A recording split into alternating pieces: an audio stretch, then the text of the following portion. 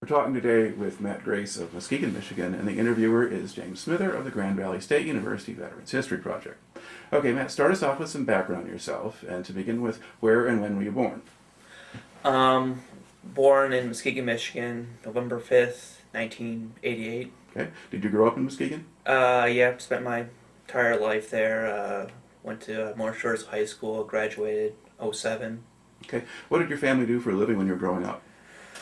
My dad, both my parents were originally doctors, met in med school, and for first, I don't know, until I was about 4, they both worked, and once, I think pretty much around 4, I guess 4 or 5, maybe when my brother came about, my mom kind of quit and stayed home with the kids.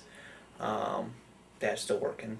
Okay, all right. Now, let's see, so you're born in 88, so 2001, September 11th, you're not quite 13. What do you remember about 9/11? I want to say I was in 6th or 7th grade. I want to say 7th grade, but might be wrong about that.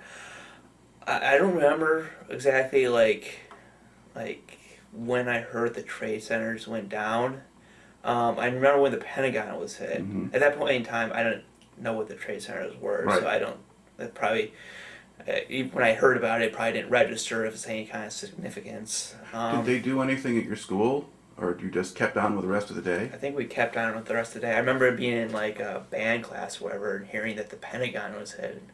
I was a little stupid asshole, excuse me, but I'm like, oh yeah, hoo down with the government or some stupid stuff. Well, you get to do that when you're 12. Yeah, and of course I didn't know the significance. And Mm-hmm. then of course later on in the day when I get home or turn on the TV and everyone's watching and everything like that. Okay. Now, after that happened, did you pay much attention to the news after that, or ignore it for a while, or? I was always a pretty, I guess, informed kid, as much as a middle school, high schooler could be, I guess. I think, it kind of had to do with all my friends were of that exact opposite political background as me. So anytime anytime any kind of discussion of politics would come up, I would have to be really informed to kind of counter their arguments. So I'd go on to Fox News or wherever and I'd read articles that kind of piqued my fancy. And that was always, which were usually the military ones. Mm-hmm. So I kind of kept up with the war in general and everything, or to a degree, I guess. Okay. And then, at what point did you start thinking about going into the service yourself?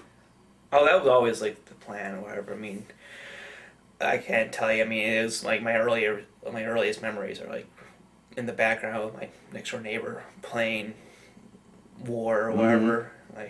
It's not unusual for a kid to own a GI Joe. It might be a little unusual for a kid to have a GI Joe of General Patton or whatever. So that was me.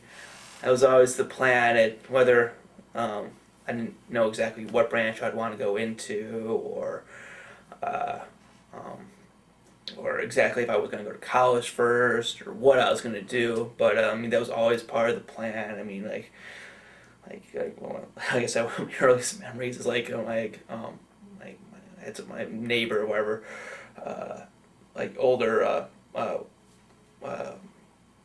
older couple or whatever, and they would watch me and I think they showed me old was it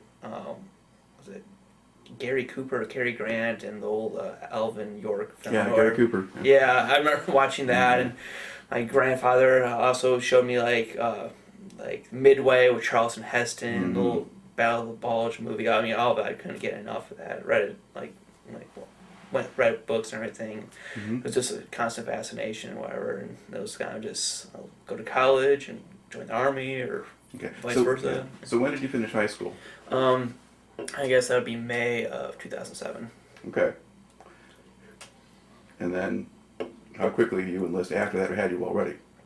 I enlisted right after that. I talked to recruiters previous November or whatever, and and I kept in touch, and enlisted August. Then I think a week and a half later, I shipped out to Benning. Okay, so Fort Benning, Georgia for basic training. Okay, which branch did you choose and why? Not exactly a logical choice, but I mean, I know I always wanted to fight and everything like that, and so it kind of narrows it down to Marine Corps or Army, and I think I just kind of decided on it because Band of Brothers recently came out, and I watched all that, so I was like, oh yeah, I want to go airborne and everything like that, so. And that was it. And I also watched Black Hawk Down. I'm like, yeah, I'll go Army Rangers or something until the first one day. Of course, I don't know how. Kind of ignorant that. So it wasn't so much what the recruiters had to say or what kinds of things they were offering you. It was just more the idea in your own head of how you saw yourself. Mm-hmm. Okay. So you enlist in the Army. They pack you off to Fort Benning, Georgia. What kind of reception do you get when you arrive? Well, when you first arrive, I think we arrived late at night. Spent a week in this place called 30th AG, I believe. It's kind of the reception thing where you just spend a week going through, getting some shots and doing all kinds of paperwork. You don't keep you up for the first 24, 36 hours, whatever, where mainly you're just sitting in one room doing absolutely nothing. So it's. But I mean, at that point in time, you're not actually in with the drill sergeants. They're just people people there just pushing you through. I mean, they're jerks and everything like that because you're just a day one, not even day one private yet. But I mean, they're not yelling in your face and everything at that point in time, and go through the mess hall and everything. And it's a normal Army defect. It's not the basic training food. So I was thinking okay, I mean. So far, this isn't too bad or whatever. I mean, I can handle this. Then, then after that week, right before they pick us up, they come by and they say, all right, we call your name, file out to the right, you are going to be 11 Charlies, mortarmen. And I'm like, I want to be a mortarman.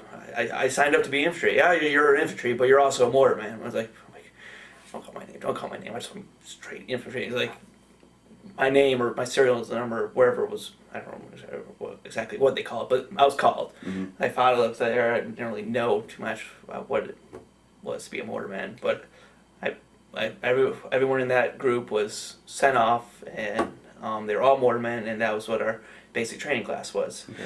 To back up a little bit, at what point did you do testing for aptitude and that? So was that before you got there or after you got there? Talking about the ASVAB? Yeah.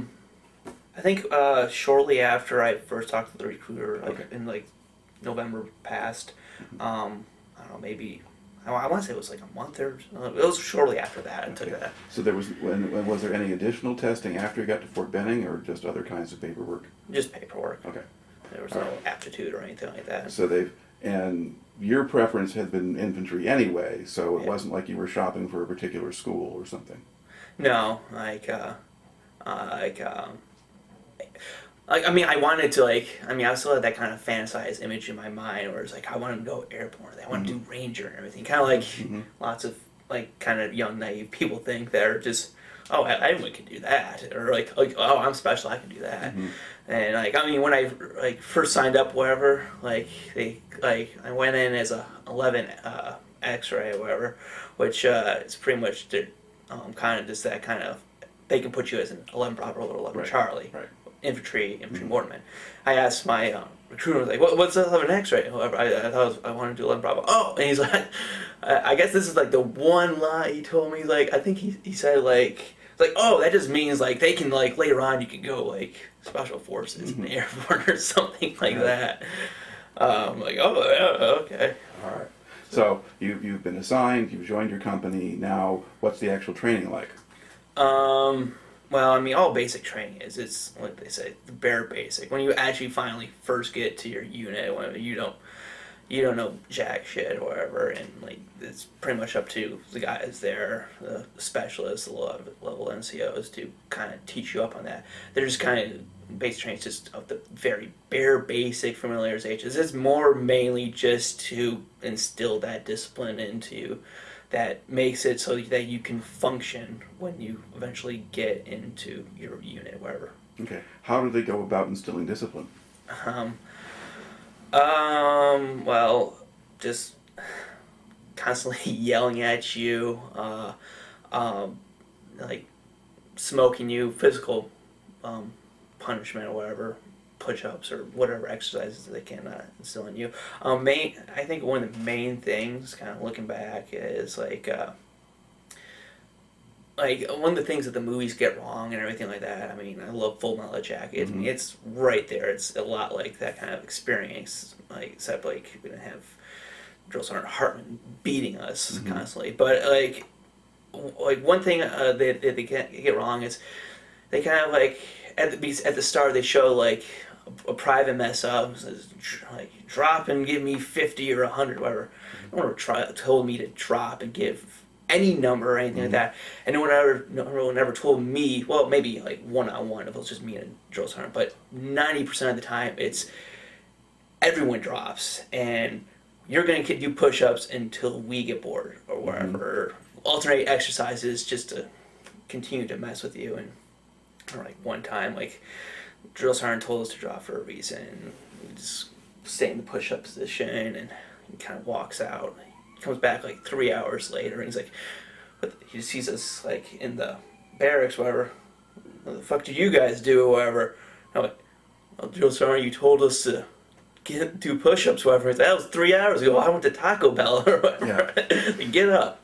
But yeah, I mean, that's kind of just the constant thing. I mean, any kind of small infraction. I mean, it's all kind of like a game, I kind of thought. Whereas your job is to like make sure that you don't do anything wrong. It's the drill sergeant's job to find what's wrong. Only problem is you don't know all the rules of the game yet. Right. They do. So yeah, that's pretty much the gist of it. Okay. And then what sort of physical training do they do at that point? I mean, you wake up in the morning, like first 3 weeks during red phase, I think it was like 4:30, 5:30 or something like that, and do like a hour and a half of PT, something. I mean, it'd vary or whatever. You go on a run, or have you do some kind of like circuit training, where you'd like run 100 meters, someone on your back, and then there'll be like some like monkey bars. You do that, and then you get to do like carry these water jugs somewhere, or just, I don't know. I mean, it's just kind of like all kinds of things. Whatever. And I mean, apparently they've kind of wussied up the training from what I hear nowadays, where they have this PRT crap that I don't know. But back then, it's just whatever they could think of and everything like that. Then, like the rest of the day, you'd go off and you do whatever actual learning that you were doing, whether it be on a weapon system or like basic like medical like care or land navigation or whatever. And then of course throughout this whole time, I mean, the drill sergeants are still buzzing around trying to look for anything that's wrong, and they're smoking you throughout the day and stuff like that. So all right, well, how well did you hold up through this mentally and physically? I think very well, actually. Well, I mean, not to say that it wasn't stressful. I mean, it was one of the hardest experiences of my life and everything like that. But I mean, there's never.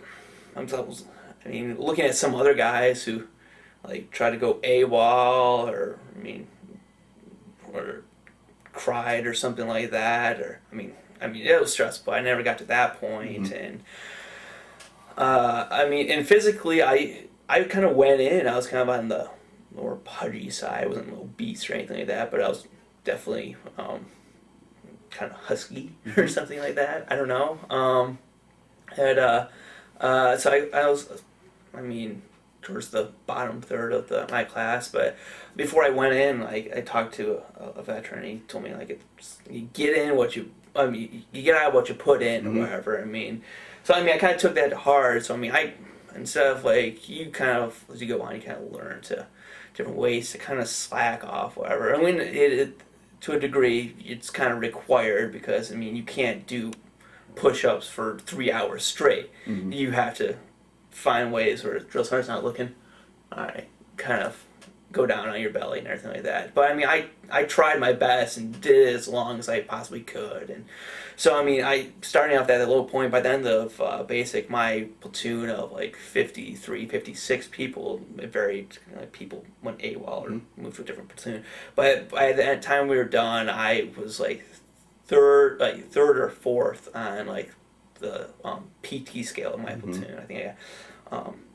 I think I graduated with a 296 PT score and everything like that out of 300. Though, like, there's certain ways that you can go above 300, but there was only 3 or 4 people that got a better score than me. Right. So yeah, I did very well in that aspect. Okay, and did you kind of understand why they were doing the things they were doing, especially with messing with your head and just trying to get you to automatically follow orders? They talked about breaking down and building back up. I mean, did you have any sense that that's what they were doing?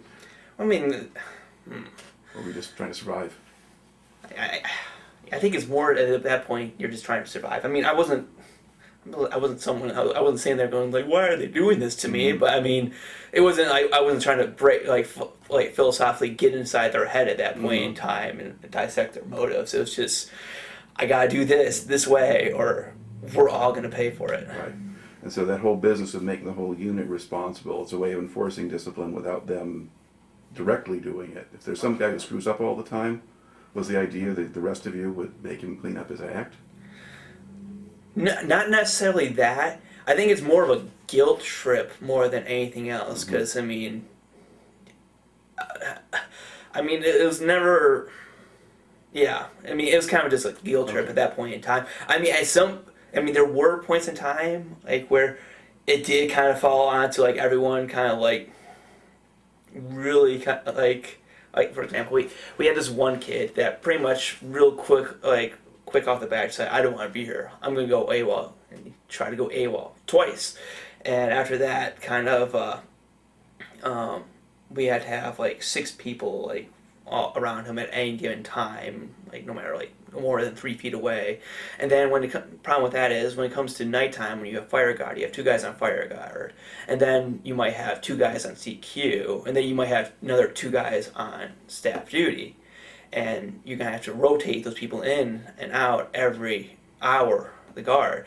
So the more people you have out there, the more people are losing their sleep, and so to have 6 extra people out there, it falls on this kid. Whatever. At this point in time, he's refusing to train and everything like that, but they're not sending him home yet. So, unfortunately, he sat right next to his bunk was right next to mine, and I would go to sleep, and there was people like with chairs sitting around him, and I mean, he'd cry at night, and people were pissed at this kid. I mean, understandably, I think, and I mean, they were just whisper him the whole night, "You piece of shit," and everything, and spit on him or something like that. No one ever beat him or anything like that. There was only one time where it was actually, I think, came to blows. Whereas there's this one kid, apparently he was causing trouble in another platoon, and my drill sergeant, I don't know if it was just because he's senior or he had a special forces tab or what, but they're like, we'll send him to his platoon, maybe we'll just shake him up. And well, he was literally there for a day. And at some point in time he decided, you know what, I'm not doing this, whatever, this is bullshit or whatever. I mean, he thought he was kind of some kind of gangster, kind of hard kind of guy. I've seen some stuff, whatever.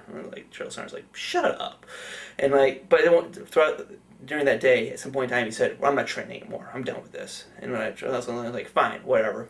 And we're going through chow, and then he's in the line, and drill sergeant's "Oh no, you go to the back of the line. These guys have been training all day, whatever. You don't get your food until everyone else has." And he's like, "Screw you," or whatever, and he throws his tray down at the drill sergeant's feet. And by the time we get back to the barracks, everyone is towing the line around the bay area of our barracks room, and drill sergeant is yelling "You're gonna watch this motherfucker get his stuff. He's gonna walk out of here, never be seen again," or something like that.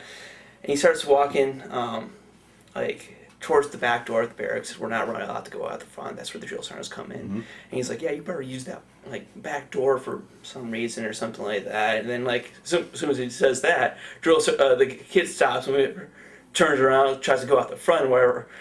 And our drill sergeant's like, second platoon, are you gonna let this guy walk out the front door of your barracks, whatever? And we're like, what's he want us to do? Because I mean, like, the drill sergeants were very insistent from the start. It's like, you guys better not fight on my watch or whatever, because I don't want to deal with that paperwork. You better not go AWOL on my watch, because I don't want to deal with that paperwork. So they always told us, don't fuck with each other or whatever, because they don't want to do the paperwork and get in trouble.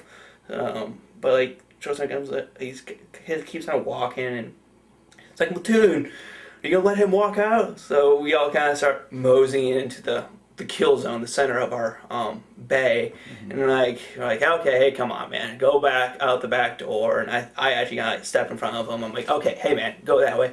And he like, as soon as I start in front, he says that he begins to raise his fist. As soon as that happened, 10 guys just jump him or whatever, just like this giant pig pile in the center of the room or whatever. And eventually, like, drill sergeant kind of comes in and starts pulling people off and everything. And I mean, he gets some like this weird leg lock thing or something like that, and like, and he's like, you wanna, he like starts applying a little bit of pressure, or whatever, and the guys are screaming, or whatever. Drill sergeant, you're gonna break my leg.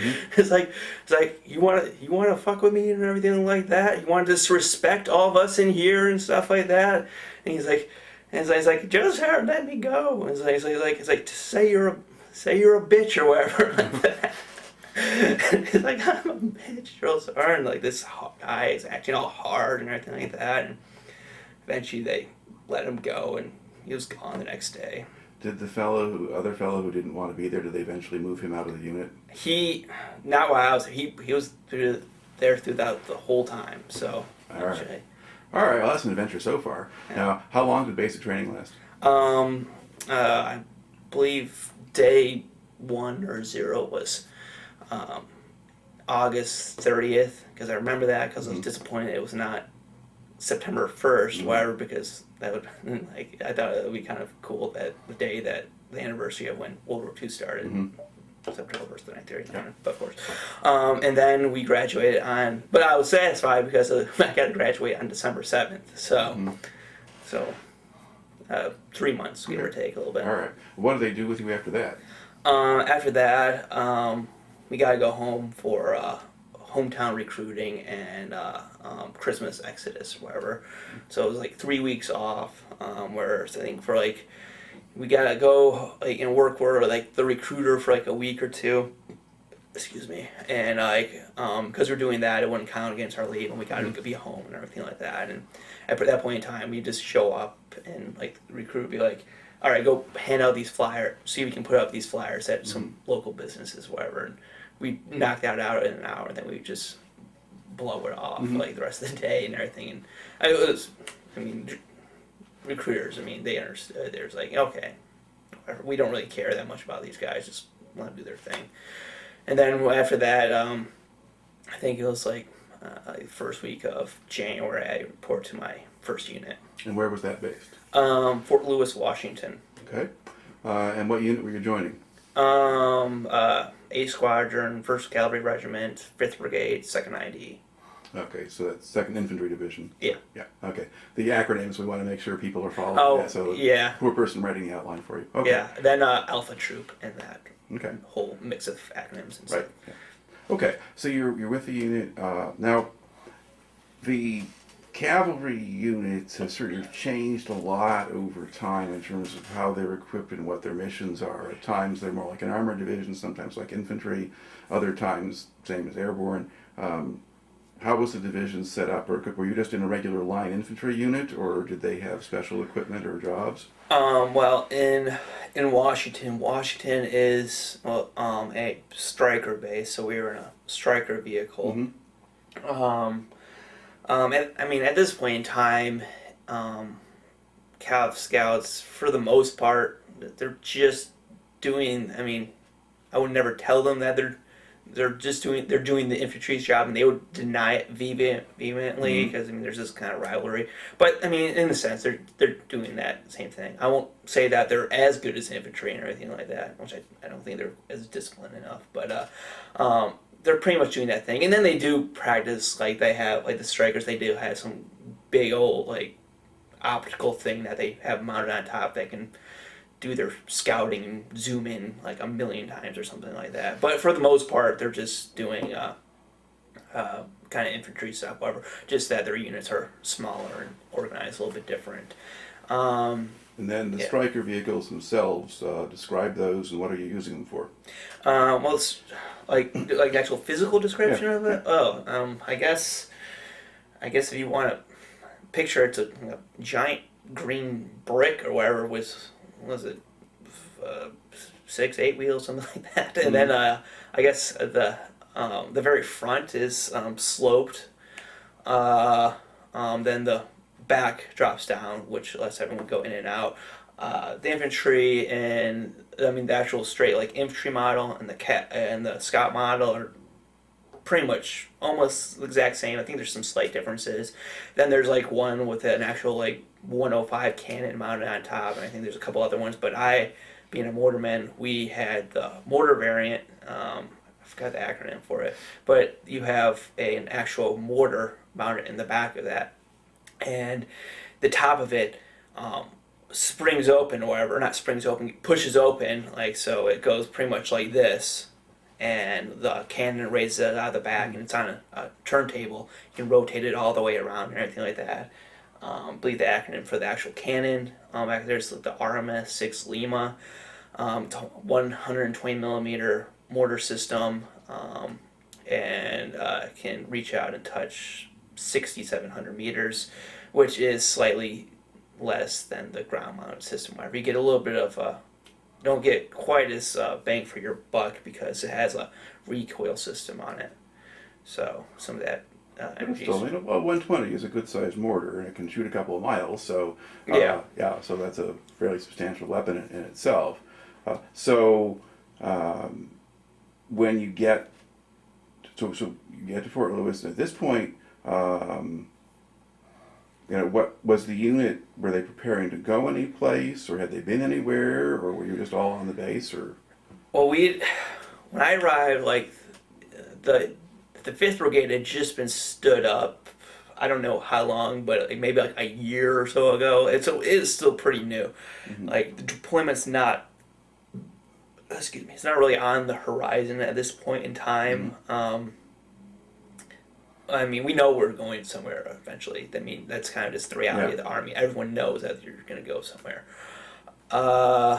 Eventually, I think we kind of got word that we were going to Iraq, and we sent off, like each platoon had to send off one guy to Arabic school, and he kind of just disappeared from the platoon completely for the next year and everything like that. And we didn't actually learn that we were going to Afghanistan until we actually reached the National Training Center, NTC, which is like the thing that every combat brigade has before they deploy. They have to go to JRTC, which is in Louisiana, Fort Polk, or NTC, which is in Fort Irwin in California. I don't know. I think it's whatever geography they break it down. Pretty much, you just go to this place for a month, and you run through some training, whatever, and you get done, and they're like, okay, you're certified, you can go deploy or whatever. Well, we thought we were going to Iraq this whole time. We finally get there, and they're like, oh, no, you're going to Afghanistan. So, that whole kind of what you've been training for is kind of not quite right and everything like that. And that guy that we took away from your platoon, who now knows Arabic, he can't use that in Afghanistan. They speak Pashto. Right. How long did you spend at Fort Lewis? So I got there, I guess that would have been January of 2008, and we finally deployed in July of 2009, and then we spent a year there. I came back July the following year, and I left in October. All right. So how did you spend your time while you were based at Fort Lewis? My first year there, I actually, at one point in time, calculated it out and figured out that my first year in, we spent 5 months out of that year in the field. I don't remember if that's counting if NTC was part of that equation or not. That might have came in my following year. But yeah, I couldn't believe it. I calculated it out with like all these different trips up to the Yakima Training Center, which is like 3 hours by car, like 5 hours by Stryker up in Washington, and it's this wide open desert that units from Fort Lewis will often go to train. It has a lot more room and everything, whereas Fort Lewis is a lot more congested or anything like that.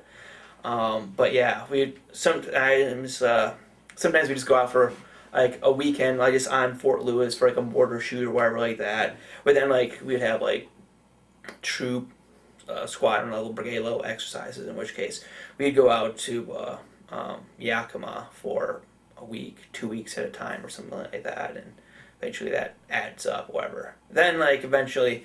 I mean, that was that first year, I think, is the most I've ever spent in the field at one point in time. I think probably safe to say, on average, for the average person, you're looking at a minimum of 2 months out of the year doing some kind of field problems. And then if you have NTC or JRTC, that's another month on top of that.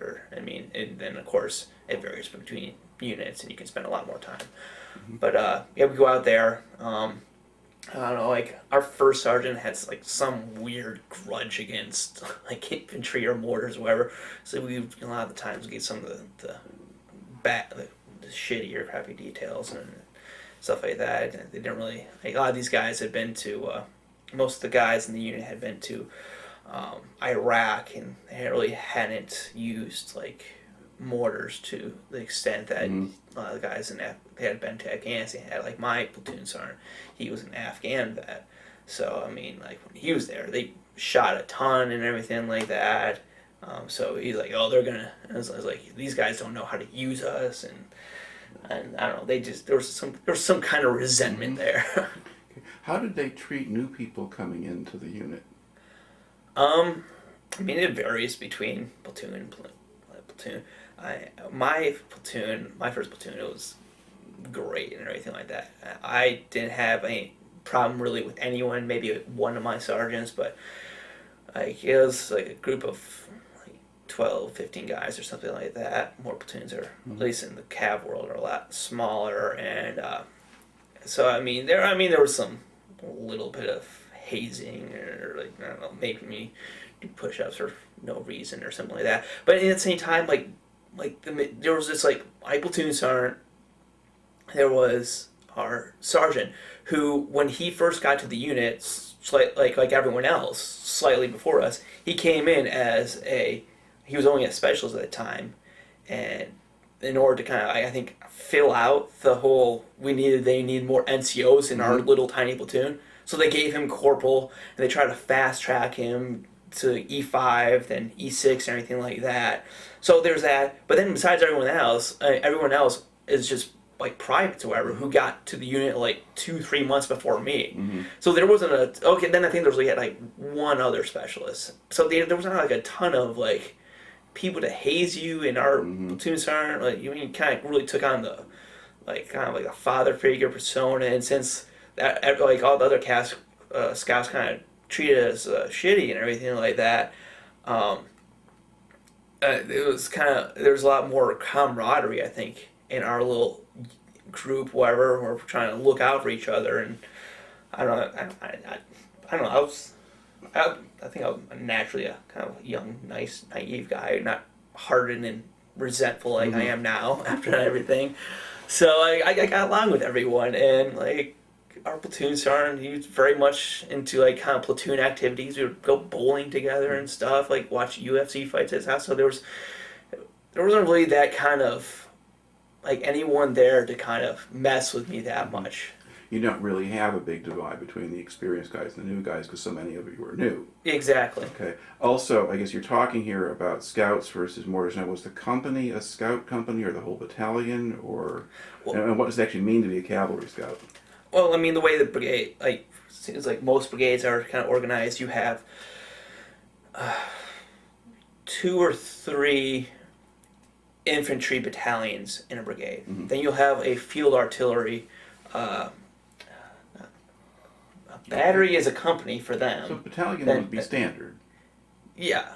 Then you'd have like a few battalions of infantry, battalion of artillery. Then you'd have like a support battalion, and then you'd have like a scout squadron, Mm-hmm. which is roughly the size of a battalion, a little bit smaller. Right. And then that breaks down into troops and then platoons or anything like that. So pretty much we worked all with me being part of a CAV squadron. We're just like we're just we're just infantry in the whole CAV world. Like 11 Charlies are always kind of like the redheaded stepchild of like the army, because even if you're in like the you're in like even in your infantry battalion, it's still your company's broken down into, you have 3 platoons of just regular 11 Bravos, then you're going to have 1 platoon of 11 Charlie, whatever. They're always just that add-on. It's the same thing in the CAV world, except you're one more step removed because you're infantry. You're not even you're not CAV. So I mean, you don't even have that kind of thing.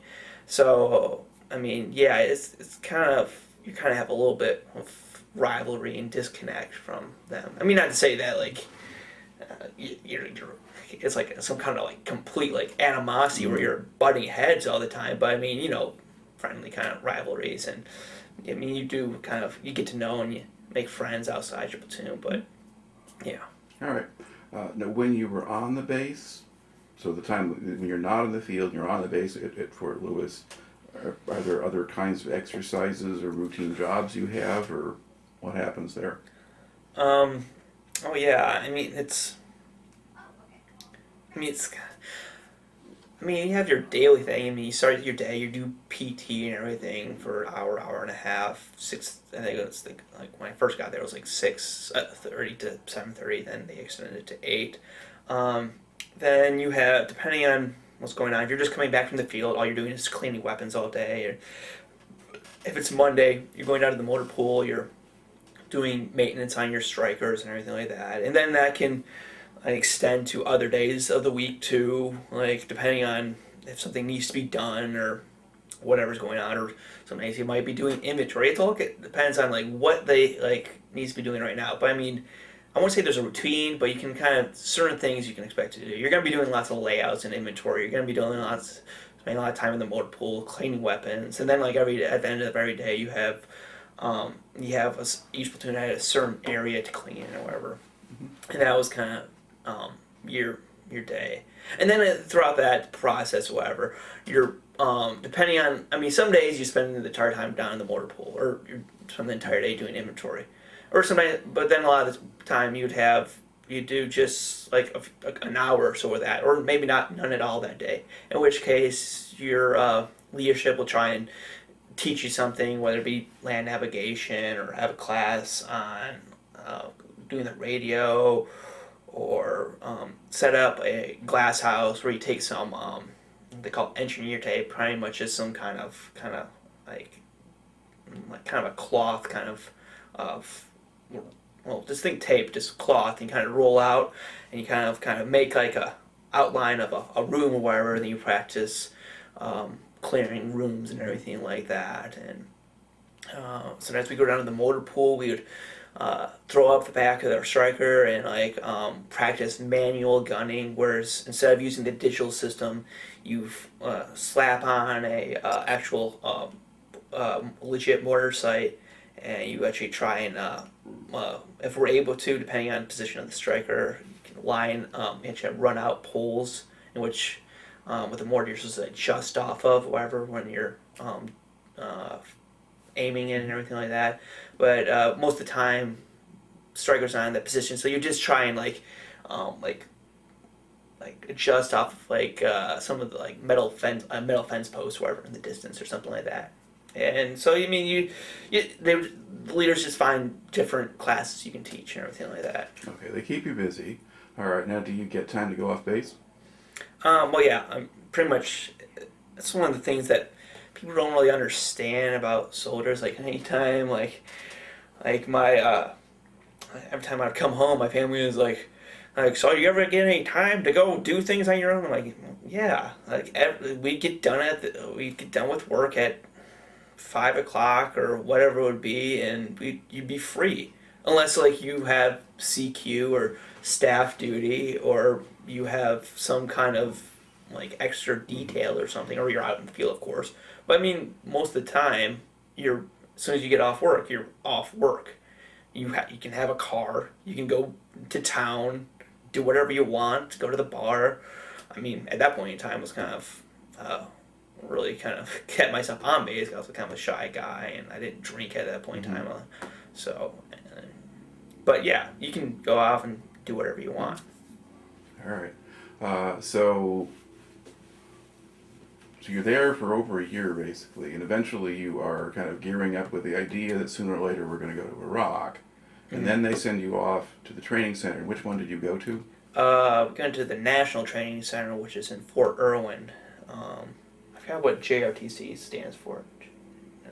Joint Training Center or something like that, which is in Fort Polk. I went there for my second unit, but something we'll do that later. All right. So now, what did they do in that month of preparation? I guess for. I think like the first week you get down there, you're spending most of the time trying to like unpack all your gear, whatever that you had to originally load up onto connexes and put on trains and stuff like that, along with your strikers. Which that's one thing that's different from NTC's from JRTC, which I think might be one of the reasons why we went there. Actually, now that I think about it, it's because NTC Fort Irwin out in the middle of the desert in California, whereas JRTC you're in the middle of kind of like the swamps. Yeah. So you can't really have strikers running around. But so you had to unload that pretty much for the first week or whatever. You had to draw miles of equipment, which is kind of the quote unquote laser tag crap that you put on your weapons and vehicles and everything that never works. But you put all that on, and then you go out into the quote unquote the box for 2 weeks, in which case they like each unit, depending on what your job is, like you might have like a battalion occupy this area, or have like a troop occupying a FOB here and everything, and they have the actual unit that actually is stationed at Fort Irwin is designated as OP4, the opposing force, in which case they run around and they attack you and everything like that. So just that kind of training. For most of my time there, we sat, once again, they kind of disregarded all the 11 Charlies and everything, and so we pretty much just sat there pulling guard at the middle of nowhere. But I think it might also be a reflection on NTC. I hear that like the experiences like people get there, people I've talked to, they're usually a lot worse. I mean, a lot less useful and everything than the actual JRTC for Polk. There's a lot more sitting around doing nothing and everything like that. I don't know. I personally think the whole thing is a waste of money. The Army could probably organize it better, where you have some, like, just instead of shipping us out somewhere, just have some other unit on Fort Lewis play with the opposing force for a couple weeks or something like that. And yeah, it was kind of pointless. I think I heard that it cost $25 million to send our brigade down there, or $50 million or something like that. Which, I mean, could be just completely hearsay and everything like that. But I heard just because like it's because like they have to have like extra like engines lying around for in case strikers break down and stuff like that. And then I think like we did have like one day, like a couple of days where we did do a mortar shoot, and I think my platoon actually, if I remember correctly, we went down like a week before everyone else because we were supposed to take this class about how to search houses and everything like that, which is actually kind of fun because I mean you go into a house and then you just like as soon as you get like a hinkling that something like is like they're hiding something, you just throwing everything and like just taking their drawers and just chucking them everywhere. And it was actually pretty cool because they had like actual like Middle Eastern actors there, and they had like a mock-up village that actually looked pretty decently realistic and everything like that. And it was a nice fun little game trying to find their little hide holes and everything. I ended up falling into a hole in one of the houses twice. Same hole, same house, same time. Alright. Aside from that, was there anything else that was clearly geared for Afghanistan?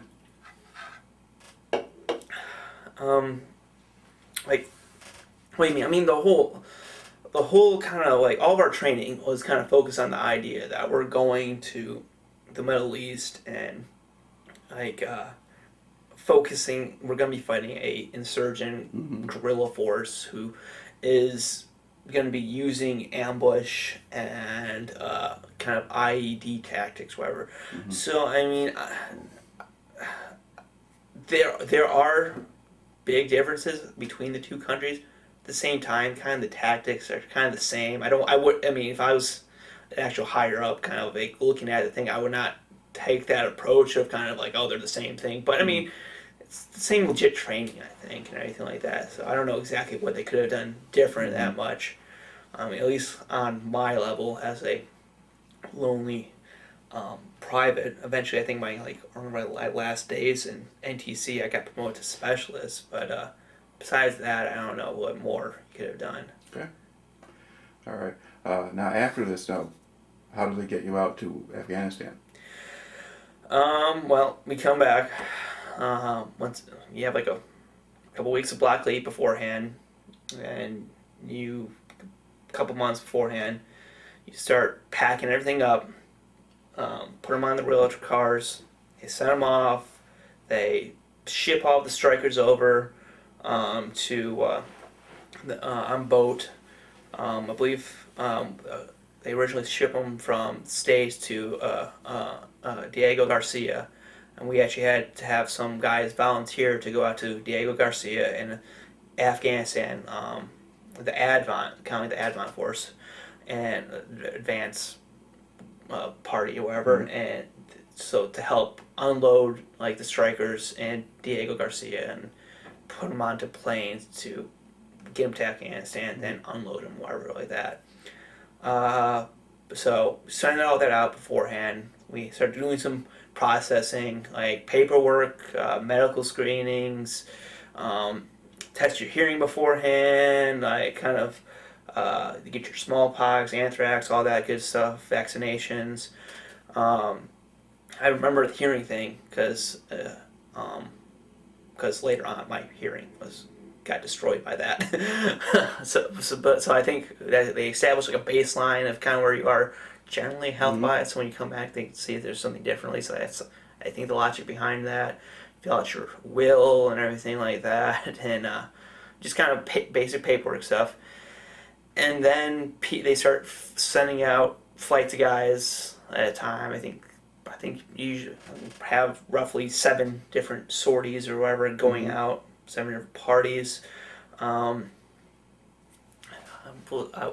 shipped out July 20th.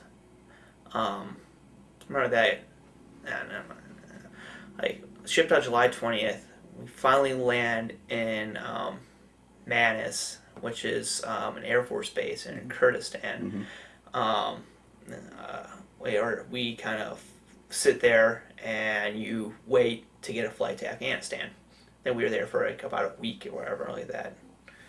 In which case, you get there. I remember when we first got there, I'm like, it's not too. When we first got there, I'm like, it's not too hot right here. And then actually no, that was Afghanistan. My bad. But pretty much it was. So I remember it being really hot there. So we would try and like spend most of our day, like the actual hot part of the day, trying to sleep, and then like we'd be awake like during the night when it's like cooler out. Plus we have that jet lag going on. So I spent about a week there admiring the wonderful Air Force defect, which it's just amazing. Like looking at all the Air Force women who are just amazing compared to the Army women. I'm just speaking the truth, okay? And then I think it was like the 28th, 30th. I finally touched on Afghanistan in Kandahar airfield, CAP, as it was known. Now, I remember when I first touched down there. I get there and I step off the plane, hearing all this time leading up. I'm like it's hot as hell in Afghanistan and everything. I get off the plane. I'm like, all right, it's kind of brisk out. It's kind of warm out here and anything like that, but it's not too bad. And like, my buddy's like, dude, it's 8:30 in the morning. I'm like, oh my god. Yeah, and it just got warmer and hotter from there. and to the point where it kind of stuck it out with me. It's kind of like you'd exit our giant like circus tent kind of thing, or just house our entire troop or something in. I think I had a couple of troops actually, and you walk out and just like immediately you feel like the moisture on your eyes just start evaporating and everything like that. Oh, it was hell. Just July, August in Kandahar is not fun. All right. Now, did they move you off to a base, or did you operate out of Kandahar, or what happens? At first, I don't think they knew where the hell they were going to put us when we first got there and everything like that.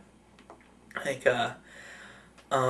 first like month, spent the first few weeks just trying to unpack things, long hours, hot days, a little crappy and everything like that.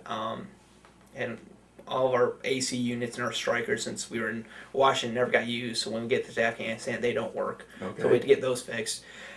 And then at some point in time, they decide to send my troop out to help out one of our sister battalions from the brigade, who's out in the Argandar River Valley at this FOB called Frontenac, and they've apparently been catching this crazy shit out there. Like I think they hold the record for like the battalion with like the most casualties or whatever, or something like that.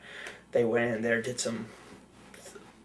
they went in there with the wrong perspective and kind of just pissed people off and kind of made things worse or something like that. Or I think it was already a pretty bad area, but we went in there to help them. Just kind of, there was an election going on at this time. I don't know if it was presidential or parliamentary or what was going on, but we went to go help them. We show up and whatever, and I think we're supposed to. I want to say we picked up. No, on our way out there, we picked up some Afghan security forces or whatever. We're supposed to escort them to like some election sites or whatever, and it's it's supposed to take like 5 hours or something like that. It turns into some giant shit show, and we're just rolling around doing God knows what, and we eventually, it's like the end of the day, we finally get to Frontenac, and like I was like, okay, we're gonna have to stay here or whatever.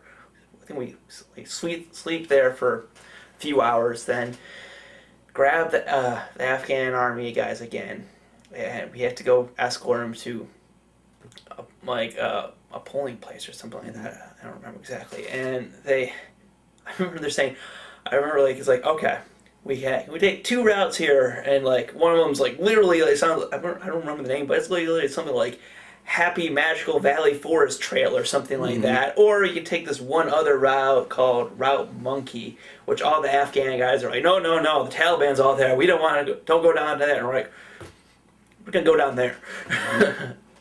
So once again, people getting lost, and it's a real narrow, rocky road and everything. We're rolling down there with strikers, and it's like the middle of the night. We're just keep on switching people out of the gun turret who's pulling security. I think at one point in time when we were stopped, my platoon sergeant actually hopped up and relieved our driver and everything. We're just trying to stay awake and everything like that. And I remember we're stopped at one point in time. This is our first mission out. So, it's already kind of going not too well and everything like that. We're just on this narrow road, walls on each side, trees hanging over us. Oh, God, this is hell. I'm so tired.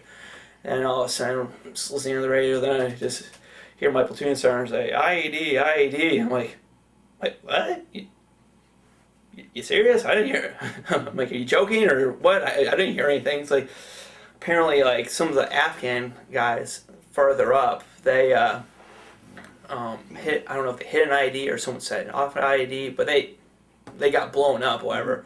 Their little Toyota Hiluxes that they're running around in, I think like a couple guys died, like some guys in the back like lost their legs, but I remember like driving alongside the vehicle or whatever, and it was like you have like the engine like block and everything like that, and then like the cab is like completely gone, whatever. It's like someone just like took that part out. Then you have the actual bed of the truck, whatever. So it's didn't take a genius to guess where the guys were sitting who got blown up, whatever.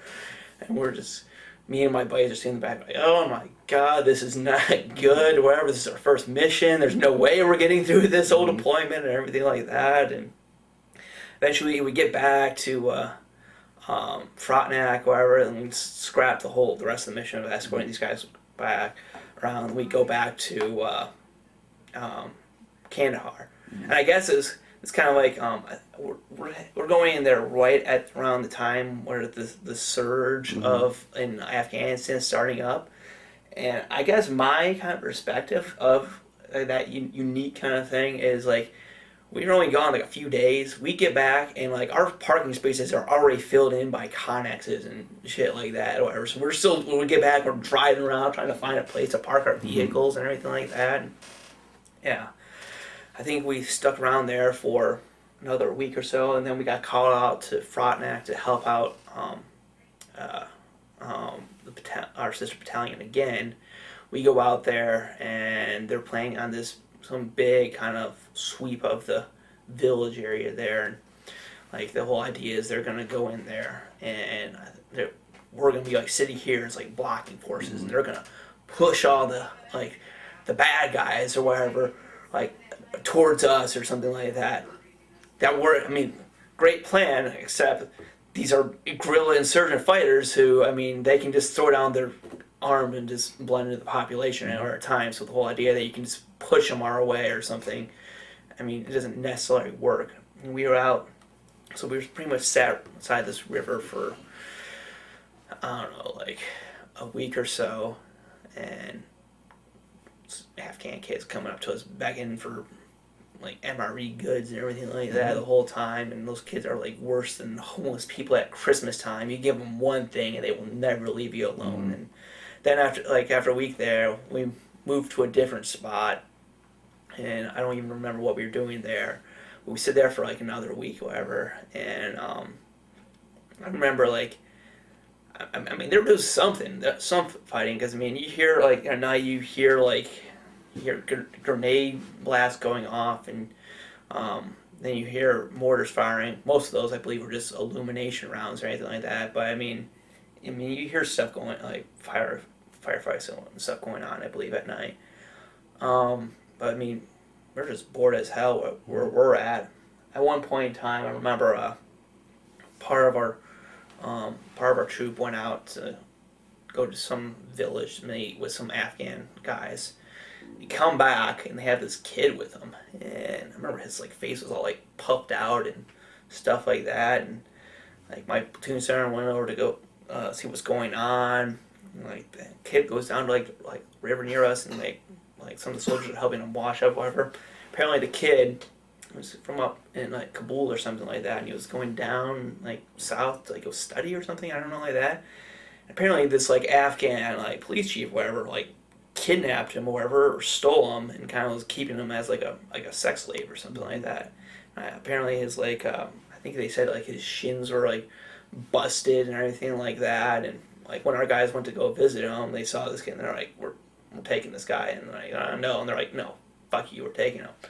And so he was really generous, really happy to see us and everything like that. And I think eventually, before I heard, they gave some money, like put him in like a cab or something and sent him up north, or I don't know, something like that. I don't know. So hopefully he got to where he's going.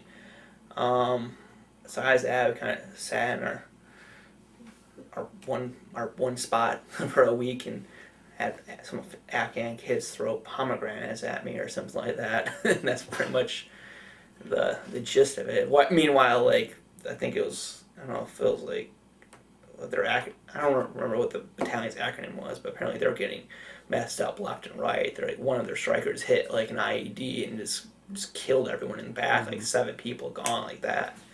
So yeah, they didn't have a good time. And we go back to Frontenac, which was there for another couple of days, and we go out to help them search a village. We're pulling Overwatch, security, whatever, their guys go through and search it.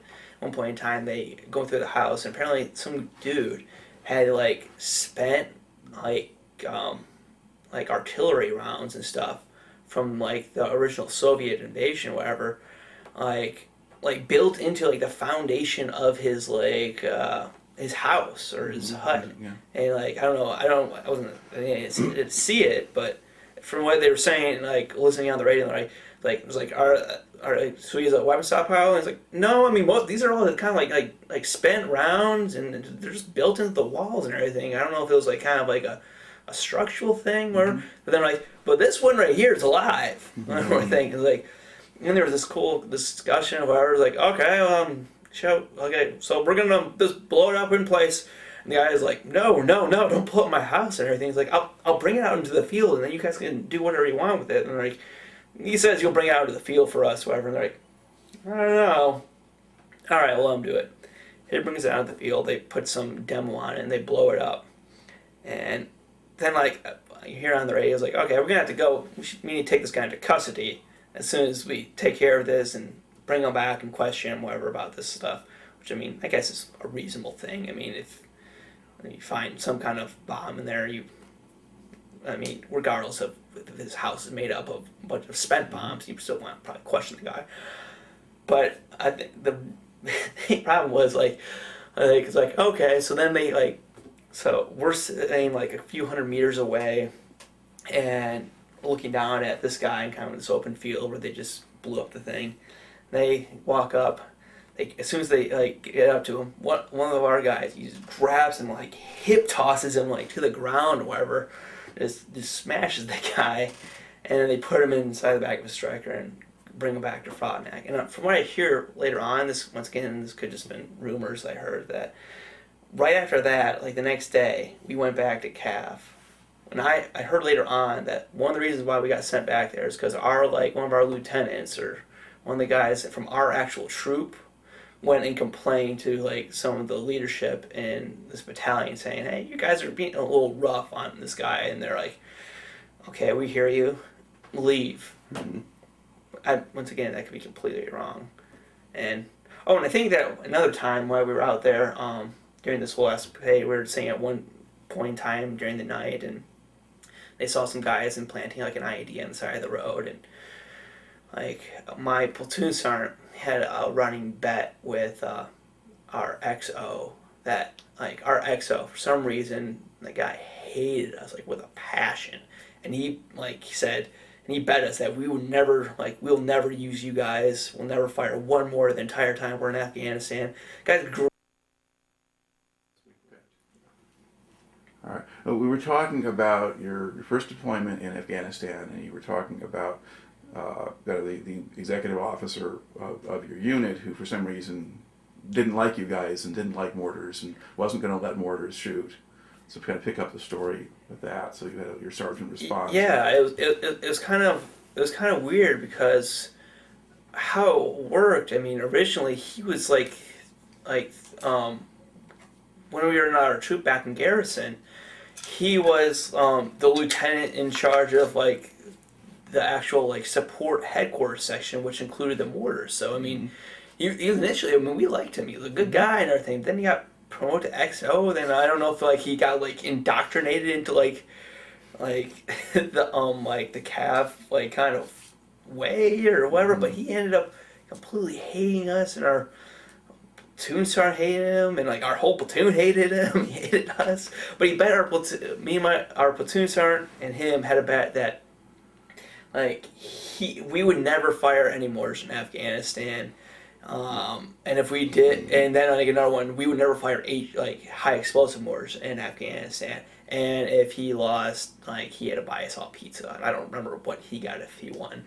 But yeah, we were out some night, wherever, sitting around doing nothing, of course. And apparently they see some guys implanting an IED at the side of the road, and we're just like, come on, call us.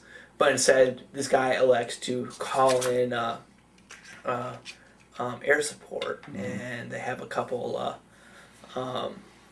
Kiowas, helicopters, at least I believe they're Kiowas, they come in Apaches, come in and they kind of break these guys and kill them and everything like that. And we did, from my perspective, we could only see the rockets and the machine gun rounds coming down, or whatever the heck they were using, 30 cal. I don't know. But yeah, all we could see is just the rounds coming down from where we were at. I think later on, um, there was a video circulated of like the actual like infrared of them getting blown away or whatever. At least that's what they said. It was the video of. I mean, at this point in time, after how all the different like Facebook videos and everything of that, I mean, they could have just gotten it from anywhere. But though back in '09 or whatever, there's probably not quite as many of those going around. So I think I think it was a legit video of them. It could have been any other fight, right? But I believe it was this one. When we go back to Kandahar, we still don't have like a solid like where our troops gonna go. We don't have a home yet and everything like that. Like whereas all these other guys, they're set up on their own FOBs. They have their own quarters where they have their stuff. We're just still backpacking our way around the country like a bunch of gypsies, as we would say. But eventually, I guess once again we come back, all our parking spots are gone. There's all these new units. We have to find a new spot. But eventually they get to the point where like it's been like it's like the end of September or something like that. We're like, okay, we're gonna send these guys to this place called FOB Ramrod. We're gonna attach Alpha Troop to 2-1 Infantry. They're not gonna be with 361 anymore, and we're gonna take a company from 2-1 Infantry. And we're gonna attach them to. Wait, did I say 361? My bad. I mean 8-1 at this point in time. We're gonna take troop from 8-1, give it to 2-1 Infantry Battalion, take a company from them, give it to 8-1. And then from there, we're going to take 2 platoons from the Cav, from Alpha Troop, give them to one each to a company of 2-1, and then give 2 platoons from each of these companies to Alpha Troop, because I don't know what the fuck. Because it's the Army, and nothing has to make sense. I don't know. Maybe they thought there would be some kind of cross kind of collaboration where there's maybe infantry 11 Bravos mixed with scouts. Maybe you can get some little, I don't know, maybe thought they would kind of complement each other. Did the infantry have vehicles other than strikers? I mean, would adding strikers to a particular unit give it any advantage or benefit? Strikers, well, all of our brigade is striker. Yeah. All of two. I mean, you do have some support vehicles, LMTVs, which are just kind of big trucks where for like throwing supply trucks, whatever. But the different units had essentially the same equipment. I believe the infantry variant striker is slightly different than the scout one, whereas the scout one, I think. They have like something on it so you can attach their, I believe it's called the LRAS, their like imaging system or whatever. And I think the infantry vehicles had slightly more room in the back to accommodate like carrying personnel and everything like that. But I mean, it's still negligible, I guess. Okay. So they're mixing all these units up. Okay, now then what happens with that? Also, we're assigned to our particular sector, and once we got to Ramrod, we pretty much for the most part, we kind of stopped moving around and everything like that. At least the mortars. I mean, everyone else, like the other guys, still did patrols and everything like that. And I believe one of the companies was stationed at another FOB or COP down the road, and apparently they got attacked quite a bit. But where we were at, I mean, if you know anything about the landscape of Kandahar, it's for the most part it's just nothing but desert and everything, like flat desert. Whereas I think there was like one mountain in the distance, and then you have villages here, like just here, just random. It seems like, but where our FOB was, it was just middle of nowhere. And when we first got there, my platoon was tasked with pulling hot gun, whereas you sit on, we set up our striker, and we kind of just 24/7 just listening to the radio for them to call us and any kind for support or whatever, whether it be HE, high explosive, or illumination. 99% of the time it was just they would call us for illumination at night for the patrols that are out and everything like that. We have our own tent right now. I guess they call it a JP medium. We had like 13, 15 guys in there. It was pretty crowded. I mean, we just had our bunks, our stuff like shoved underneath. We used some empty illumination round boxes to kind of house some of our stuff in there, and we had about that much room between bunks and everything like that, and that's it. Whereas, I mean, once again, kind of reflecting. I mean, and we have there's empty tents on either side, and all the the Cav platoons, whatever, they're split up like 8 guys or something each for their tents, and we're housing 13, 15 guys in here, and we're just why can't we stay in these? And our first sergeant's like, I think I might want to turn that into a gym or something eventually. Once again, they all hated us for some reason. They were just, we hated all of them too. But so we're stuck in these tents and pull 12-hour shifts between, split the platoon in half. 12-hour shifts. My squad, with our platoon sergeant, we had midnight to noon, and then our other squad with our staff sergeant would take over with his guys. And we there was really no tent or anything set up at that point in time. It was just our strikers in there. We threw some couple cots like right outside. Then we'd hang out and talk for a couple hours or whatever. Fire off some rounds when they called us, and then a couple guys would go out, rotate out, and they would go catch a little bit of sleep, whatever, in the cots outside the striker. And then if any missions got called, we'd yell out, and they would come in, or we would attempt to yell out, and they would come in. And it was actually kind of cool how we had set up, because our we had 2 radios going. One listening to the talk or whatever, the actual headquarters, right. Guys who are talking out to the guys who. We're listening to the fire control talk on one radio who calls in the fire missions to us. And then we're also have the radio going, listening to the guys out on patrol. We hear them call up for fire support or whatever, not fire support, but illumination. Right. And they would hear them calling up the fire request or whatever, the fire mission to the talk. And meanwhile, we're inputting all of our data in, and we're getting our gun up, and then the talk calls back down to us, gives us all of our data, and as soon as they get done, we're shot over, and they're what? Oh yeah, shot out or whatever. I mean, it's a little like that or whatever. And they're kind of how do they set already and everything like that. And also where the whole I guess the fire support area is, there's also a battery of 155s 50 meters away or 25 meters away, and they would also call for illumination rounds also, and those things they're just so loud and just make you jump and everything every time they fire. But I was kind of funny this one time. Me and my platoon sergeant, we were just setting up doing our guard, and our 2 or 3 other guys, they were sleeping on the side of the striker.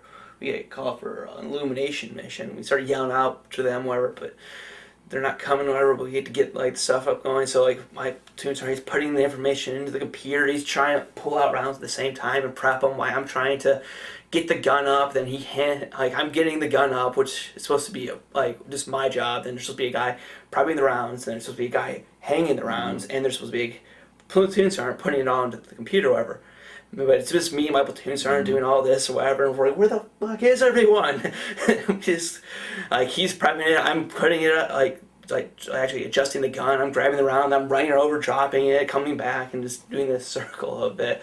Eventually, we get done, we walk out to the side of the striker, and they're just still sleeping there, even though we're firing a 120 millimeter mortar 5 feet away from their heads, and they're like, really? You guys didn't wake up? I guess it's something you get just used to over time. And I don't know, we stayed down there for a month or so, and guys started rotating out on leave and everything like that. And I think it was October 6th, where we just got off shift, and so it was about 12 o'clock and 12 noon. My platoon sergeant went straight to the phone bank or whatever to call home. I went to the rest of us went to back to the tent to go to sleep. And the way it's kind of set up is you have just your fob and the walls out there, and then like you had like our mortar point right here, and then you had another kind of wall of HESCO barriers, and then you have like a hole in it, like a hole in the wall, wherever gap, and then you just walk out and go over there. Like I would just walk like around the corner, where when all of a sudden I just heard a thump wherever, a thump, and I'm like, huh, they're firing already? I mean, I'm like, it's kind of sounded different, because I mean, if you know what explosions sound like, the outgoing and incoming sounds different, whereas like the actual explosion kind of has this kind of thump to it, whereas actual outgoing is more just a loud bang. And I walk around the corner, and I'm like, huh, kind of weird, and like I see all this dust coming in, and I'm like looking around and everything like that. I kind of like walk a little, like we have like our tent's like right here, wall, then like mortar point right here. The explosion happened right here. I walk out, I look around, like, oh, I walk up a little bit further so I can see the kind of like the mortar point around the corner. And our guys come running out. Sure, I'm like, oh shit! And they're like, get the guys! So I immediately run in. I told our guys, hey, we got incoming, and I run to the phone bank, grab our platoon sergeant, and like they fired a couple rounds at us, and then I think I heard also like then we had like the battalion commander and some guys were outside the FOB somewhere, and then they start taking incoming or something also, and at least that's what I heard. And so we get up on the guns, we're listening to the radio, and the way it works is there's some they have some kind of radar system that can, like when a round comes in, it can give you where it came from. Mm-hmm. Not exactly the most accurate thing in the world, because like at one time we had some other incoming, and then like they came back to us like, all right, the grid is blah blah blah blah blah, and they're like, my platoon sergeant's like, wait a minute, he starts playing that out, and he's like, yeah, that's 12 miles away, we can't reach that, and neither can they, whatever. So I mean, it's not a foolproof system, but apparently they gave us a grid, and we fired or whatever back at them, and at least like from what they stopped firing after that, whatever. I heard a rumor that someone went out and found like a destroyed mortar or something like after that. Once again, it could have been a rumor. It's hard to, I mean, looking back, I mean, it's hard to say, but that was enough for us during our combat infantry and badges or whatever. We were all really excited about that and stuff like that. So, And so you actually got to fire an explosive round out of the mortar too. Yeah, which is nice. And occasionally they would, like I said, one other time, like we got some incoming and we returned it, and don't know if we hit anything or not, because the initial reading that they gave us for the grid was completely off, so who knows if the second one was anywhere near it. But yeah, we got a fire. Then a few other times they called us in like for high explosive rounds, just to, like blow up a suspected IED site or something like that. Oh yeah, we were really excited about that. A couple of our guys were out on leave. They were pissed because they missed it and everything like that. Yeah.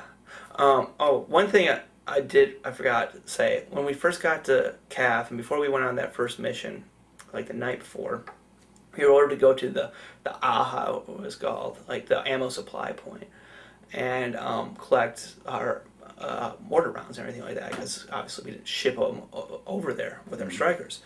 And I don't know, we were sitting out there for a few hours. We didn't know what was taking so long. I mean, I think we were only drawing like, we weren't, I don't know what, I didn't think we were drawing that many. And while we're sitting there, the back hatch down of our striker, and all of a sudden, like, throughout the rest of the day, like, the whole time we kept on hearing, like, the Air Force had, like, the A-10s going over, like, firing, and they have a distinct sound of their gun, the brr. And so, I mean, kind of had that in my mind the whole time, and we're sitting out there, and all of a sudden I hear or something like that, and I mean, for that brief second, like it kind of just flashed in my mind like, what the hell is the Air Force doing now? But then like that, all of a sudden, boom, or whatever, hear the explosion or whatever, right inside. Like we were sitting outside this berm, and then like the inside's the actual ammo point. We hear a ground go in and explode inside there or whatever, and which was, I mean, kind of cool. We all got inside our strikers, closed the door, and that was it. But it was, I think that was kind of cool. I mean, round flew right over our heads and everything like that. CAF and everything. I mean, they regularly get like some kind of rockets or mortars come in. Most of the time, I mean, it's kind of pointless to even respond because the way that they do it is, they have time delay fuses or whatever, whereas like they don't even have to be anywhere nearby. And I mean, CAF, I mean, it's kind of just striking. I mean, it's like an entire city just built out of the middle of nowhere or whatever. So, I mean, a lot of times you'd hear the air raid siren go off, whatever, but, I mean, you're so far, the round lands so far away, you can't even hear it go off, whatever. No sign that anything even happened or anything, except for the sign going and everyone has to go into the bunkers or anything like that. By the time you get done with the deployment, I mean, when you first get there, you're like, oh, cool, it's an air raid or something, or it's a freaking bombed. By the time you get done with your deployment, you're like, I bet I can get to the Burger King on the boardwalk right now while everyone's hiding out. And I tried to do that, but I got caught by some douchebag colonel. But, yeah, so that was that. But, back on like Ramrod, after we fired like that, we spent some more time on Hotgun. But then we rotated off, another mortar platoon rotated in, and we got put on what's called Maricel, whereas we kind of got stuck with the shit jobs where we had to go around, kind of pick up empty the trash bins or escort the Afghan workers around who empty the porta potties everywhere and stuff like that.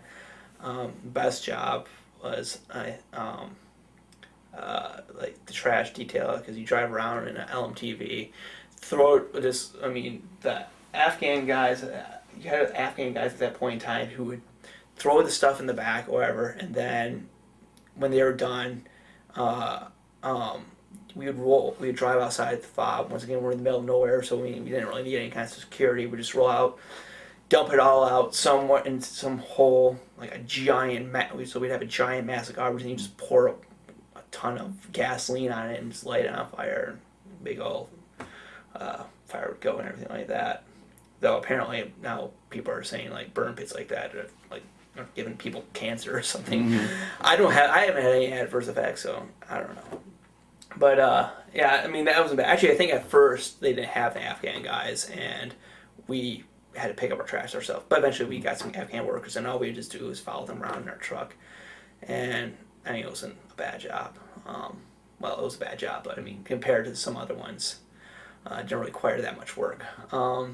We did that on and off for a few months, go back onto a hot gun or whatever, and we got lucky because the mortar platoon that relieved us, they were, I guess, more motivated than us, and they built a whole big tent/hut that had bunks and like desks and everything. And as soon as they got it up, we came in, kicked them out, and we were like, awesome, we got a tent now and everything like that. So we had a good setup there, and we had power, and could go down there and plug in your laptop, watch movies or whatever all night, or play Risk or something like that. It was just funny because I'd always win because we'd have this one kid who I could always somehow I could always talk him into teaming up with me, and then then I would as soon as we'd conquer everyone else, I'd just betray him or whatever, and every single time I'd do that, but somehow he could still keep on teaming up with me. But that's kind of here or there. Now, while you're out there, do you have much opportunity to communicate with anybody back home, or is it's just your laptop is just whatever you're using locally?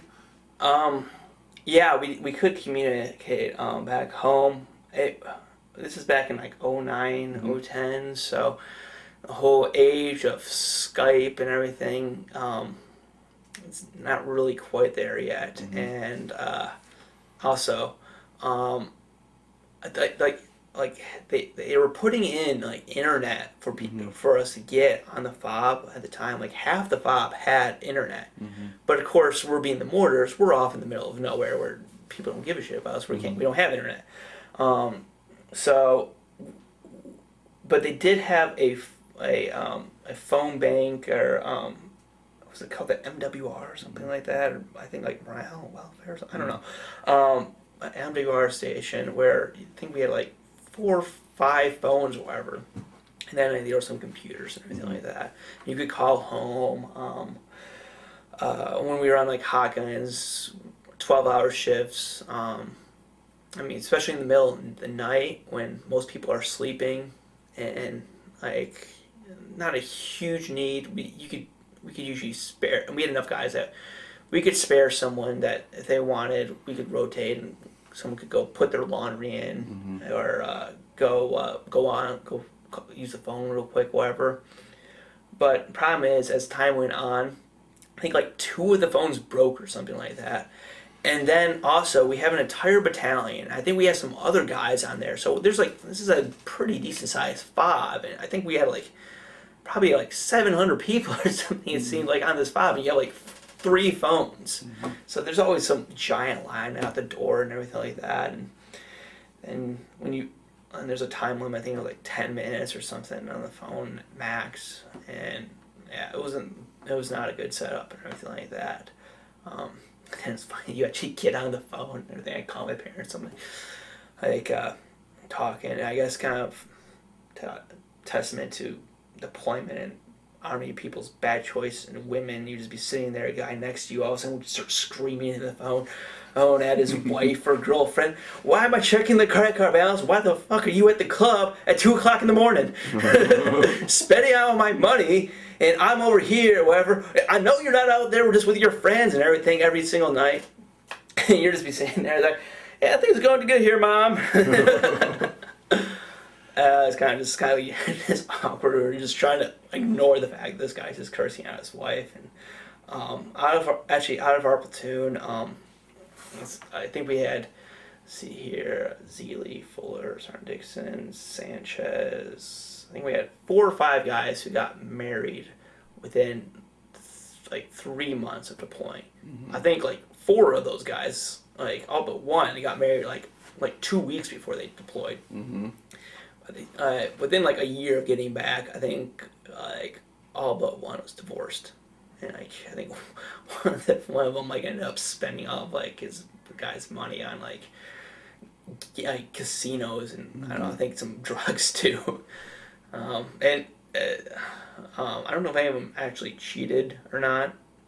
Maybe I know some guys. I know a couple guys that are in next deployment. They got cheated on by their wives. It's amazing how common it is. You wouldn't. I mean, you hear the stereotype, but it's 100% true and everything, that there's a infidelity problem in the military. Yeah. There's also a stereotype that, at least in some areas around major permanent bases, you have women interested in marrying guys basically so they can get benefits or whatever else it is while they're off someplace else. Oh yeah, I mean that's a lot of the idea, and like I mean none of the. I don't know if it's. I think there's definitely like dependent hounds out there, however, but like a lot of these guys, a few of them, they've been in a relationship for a while. I think at least one of them, like 2 of them, whatever. I think one of them, the one that lasted, and another one, they had known the girls before the Army and everything like that, and the other one just kind of met them around the base, you know. So I don't know if they were just after benefits or what, but there's also this kind of like there's an actual financial benefit, well, supposedly a financial benefit to getting married, because then you get BAH, you get basic housing allowance, which you don't get if you're a single soldier living in the barracks. You also get BAS, which is supposed to provide for food and everything, which is like a few $100 a month. BAH, depending on where you're at, whatever, $1,000, $2,000 a month. And then on top of that, you get separation pay when you're overseas, which I don't know, $300 to $600 a month, something like that. And that's, of course, on top of all your combat pay and everything like that. So there is a benefit. And these guys think, like, yeah, if we get married, we can get all this extra money, whatever. I mean, we're already dating. Why not? I'm in love with you. We're going to last and everything. And then it's like, no, I'll have some of these guys are like, I'll have a system, or it's like, I'll set up an allotment where just like the bare minimum, I'm only, like, the Army's like only says I'm only required to give for $800 in my paycheck month. I'll set up an allotment for that, and I'll be able to pocket all this other money, whatever. And never works out that way, ever. And like, because I mean, even if they set up like an allotment where they only get this, eventually they get a hold of the bank account number, or they end up calling the unit saying, I'm a wife of this soldier or whatever, I can't support myself or something like that or whatever. And then the commander has to come in like, you have to give your wife more money or something like that. It never worked. I mean, I think my platoon sergeant had down pat. He kind of went in kind of like, I know I'm going overseas. I have to accept the fact that I'm not going to be making that much extra money. I'm not coming back to a big paycheck and everything like that. And it really, I mean, it really pisses off the married guys when they're sitting there looking at their bank accounts. Like us single soldiers, we're looking at our bank accounts, whatever. Our money's piling up. We have the extra pay. We don't have anywhere to spend that pay. It's just piling up. Whereas they're just sitting there. They know they're getting paid more, but somehow they're losing money and everything like that. And it's ended a lot of marriages. All right. Yeah. Let's go back to ourselves in Afghanistan. Are there other phases of your deployment after the kind of activities you've been talking about, or do you just move around to these different bases doing these same kinds of things the rest of that? Well, we pretty much stayed on Ramrod for the rest of the deployment, where we kind of rotate between Maricel and Hot Gun and everything like that. At one point in time, I got leave to go home, whatever. I think I actually landed on Christmas, or actually it originally landed on Christmas. I traded to go home on Thanksgiving because I kind of didn't want to go through the hassle of Christmas or anything like that. But then when I was home on leave, my guys, they got tasked to go back out to Arghandab to help out that old battalion. And while I was there, while they were there and I was back home, my mom saw me the FRG stuff, and one day I wake up and she tells me, it's like apparently your unit had some casualties or whatever. And immediately I'm like, oh shit. I mean, like, who is it? And it's like, then she's like, you know a Joseph Lewis or whatever? I'm like, Joseph? Oh shit, Lewis? And this guy, like one of our platoons, whatever, they were going through Arghandab, and they hit an IED. He was driving and killed him and everything like that. Yeah, I mean, he wasn't in my platoon, but I mean, I worked with the guy quite a bit, and he was, I think anyone in the company would hands down say he was kind of like the joker, like funniest guy there. I mean, there's this stereotype, but there's kind of this, I guess I could say a stereotype that, like, when you first get to the unit, like, they say, like they'll tell, like the virgins or whatever, then it's like, oh, you better get laid or whatever. Like, my last unit, like, the guy, like, the virgin, like, he always gets killed or whatever, or something like that, or, you know, like, he had this idea that it's, like, the virgin who gets killed, or kind of that, it's that weird, creepy guy that, it's like, it's natural, it's gonna be them. But no, it's always the one that have, like, the most. Like, apparently, like, he had a wife, newborn kid, and apparently, like, he told me that, like, he didn't need to be in the Army anymore. He made a bunch of, like, money in the stock market or something like that, and he actually, like, enough that, like, the Army, like, gave him the option to leave or something like that. Which, I mean, it could have been bullshit or not, but, I mean, either way, I know he had a wife and kid, but yeah, it's kind of that. And it hit one of my, like, guys in my platoon. He was, like, the guy's best friend, and it really hit him really hard. And yeah, that was a shocker and everything like that. And I mean, like, when I don't know, maybe it's just unique to me, but one experience. I mean, I kind of like the whole idea of war, and like I mean, I never like immediately kind of feared for my life at any point in time, but there was like some like moments like when like that first mission and like some of the few that we actually got to go out on after that. There was whereas like the night before or a few hours before, you're just like sitting there like maybe it's just me, but it's like wow, like I could lose my legs tomorrow or something like that, or like I could die tomorrow. I mean, it's kind of a weird kind of like weird awareness or whatever of your mortality or whatever, I guess you would say. And I mean, eventually that goes away with boredom. At least in my part, it went away because I mean, nothing really that exciting ever happened. So complacency happens. They warn you constantly about don't become complacent, whatever, but it happens to everyone eventually to a degree, and you do things to minimize it and everything like that. That's where the discipline kind of comes in, whereas you can't drone off too far. But yeah, that was kind of a unique feeling and everything like that. But for the most part, the rest of the deployment was very boring and everything like that. Just kind of illumination missions, and once eventually we moved out of the tent and into like choose or whatever, the little kind of housing units that they have, where it's just kind of, I mean, if you imagine just like a box or like an empty Connex, whatever, that they've renovated to house us, and eventually we got some internet, and I mean, it was slow as hell and cost way too much, but it was better than what we had, and eventually we had, I mean, it was just me and one other guy in a room as opposed to 13, so I mean, it was nice. Did you have any feel for how the larger war was going, or were you accomplishing anything, or do you have no idea? Ooh, I can't believe I almost forgot. I mean, I sensed the surge or whatever, like I said, when we were in a cap, just because of the build-up and everything. But when we were out where we're at, I guess I sensed it out there because they kept on building up the FOB and everything. Like, we're sticking around. I mean, at one point in time, we were trying to expand out the FOB to where we could have like a 1,000-meter shooting range or something like that. I think there was also talk that they might eventually try to make a landing strip just big enough for C-130s to land. Nothing ever came of it. Like when we set up all these HESCO barriers for the shooting range, but we didn't get around to filling them, and then winds came in and blew them all over.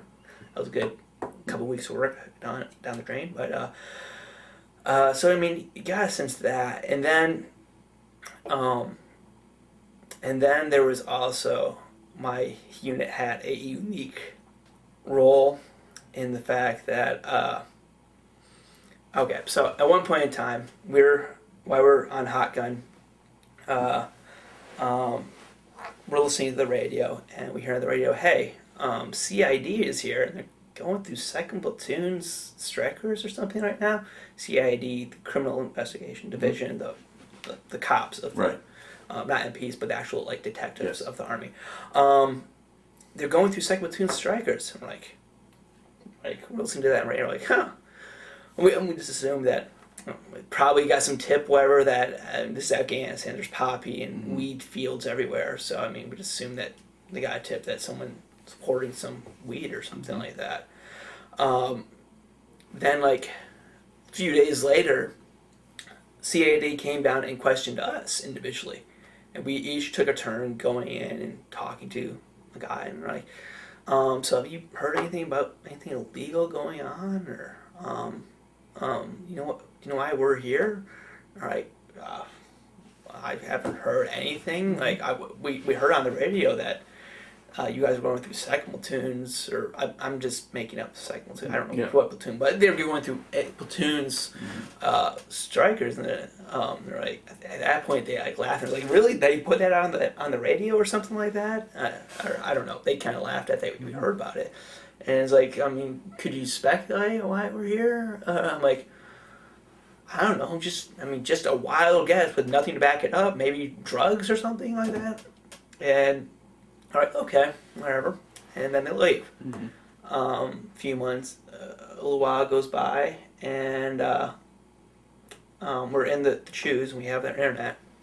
I'm still trying to stay informed. I go on to foxnews.com, and I see a thing like Stryker Brigade, Cavalry Unit Stryker Brigade accused of war crimes in Afghanistan. Whatever. I'm like, oh shit! I know my CID was here, and apparently, one of our platoons, like one of the infantry platoons that was attached to our troop, they had gone out and they had murdered a couple civilians or whatever, and they had they had staged it to make it look like they had taken contact. And actually, one of our guys actually thought he got his had a chance to get his CIB through this. He was one of the guys that was initially gone on leave, and he was going through on a convoy with this platoon, I think coming back from CAF, whatever, on some supply run or something like that, and apparently with these guys shot a couple guys, whatever. Threw a hand grenade out, say it was an IED or something like that, or they tried to fire an RPG, and my guy, I don't know, I guess they were somewhere else in the convoy where they didn't know what was going on, but they just knew an explosion went off. So we kind of had this hope that he was going to get his CIB, but no, they had killed a couple guys. Someone was actually cut off a finger and hit it or something like that. So eventually, I think a couple guys are in Leavenworth right now because of that. I guess one more experience, I guess, that kind of stands out towards the end of our deployment. We were firing HE. The FISTers, as they're known, the forward observers. They were doing some training or whatever, calling in fire missions, and where the mortar point is, it's on the on the far side of the FOB at the very end, and then the FOB goes for 600 meters, something like that. I don't know, maybe longer. And we're shooting over the FOB, and if you know how a mortar works, you have the mortar, then you have the tail, and on the tail you have what they call cheese charges, whereas there's 4 of these little kind of donut looking things that kind of slip over it, which are made up of I think nitroglycerin and gunpowder or whatever, and depending on how far you want the round to go, it depends on how many of these cheese charges you lay on. If you only wanted to go 1,000 meters, you might only leave one of these charges on.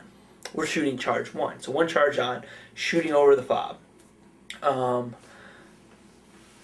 I'm prepping, at this point in time, I'm prepping the rounds. I'm the ammo bearer. I'm taking out the rounds. I'm handing it to the guy. I'm taking off the cheese charges. That's what I mean by prepping. I'm taking out the tube. I'm taking the cheese charges. I'm handing it to the assistant gunner, who then drops the round. One guy's actually pointing the gun, then the squad leader, whatever, he's putting the information to the computer.